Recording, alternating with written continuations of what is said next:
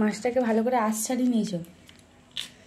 দেখি ভালো ভালো আবার ধোবার সময় করতে হবে, এটা ভালো ছাড়ছে না, রুটি ভালো না না, একটু ধোবার সময় এইগুলো এরকম করে করে নিলেই উঠে যাবে।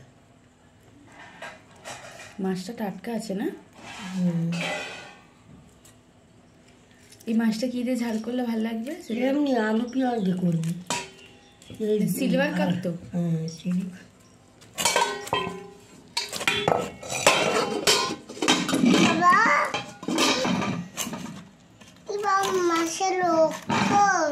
হ্যাঁ, মাছের রক্ত বেরোয় তো। এটা সিলভার কাপ মাছ বলে তো? হ্যাঁ, এটা সিলভার কাপ মাছ বলে। লেজাটা বেশি ছোট করো না, ছোট হয়ে গেল। আরেকটা লেজা কাটবে, ওটা বড় দেখে কাটবে। দেখা একটু কেমন দেখি মাছটা, কত বড় বড় সাইজ হয়েছে না? এর থেকে বড়? হ্যাঁ, এর থেকেও বড় হয় সিলভার কাপ। এটা আমার মিডিয়াম সাইজ। আমার এই ভাইদের পুকুরের একটা সিলভার কাপ 2.5 কিলো হয়েছে।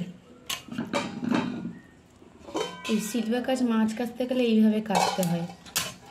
প্রথমে ছোটো ছোটো টাকাগুলো কেটে নিতে হয়, তারপরে একদম মিহি আঁশ থাকে, ভালো করে আঁশটা ছাড়িয়ে নিতে হয়। সময় লাগে একটু আঁশ ছাড়াতে।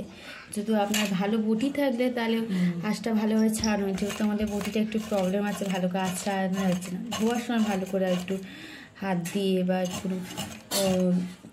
চামচ দিয়ে ভালো করে ছাড়িয়ে নিতে হবে।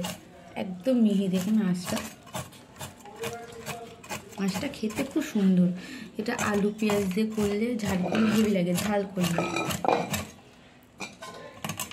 আর কি সর্ষে বাটা খাওয়া যায় এই মাছটা? না, শুধু আলু পেঁয়াজ দিয়ে ঝালই ভালো লাগে, বেগুন দেওয়া যায় না? না, আমার বেগুনগুলো দিতে পারো, নোনা মাছ পেয়ে মাছের টেস্টই লাগে না, খুব সুন্দর খেতে মাছটা।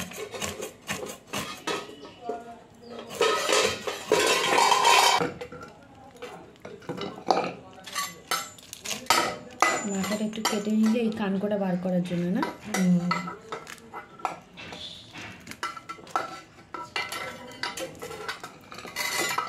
যারা এই মাছ কাটতে জানে না তারা এটা দেখে শিখতে পারবে।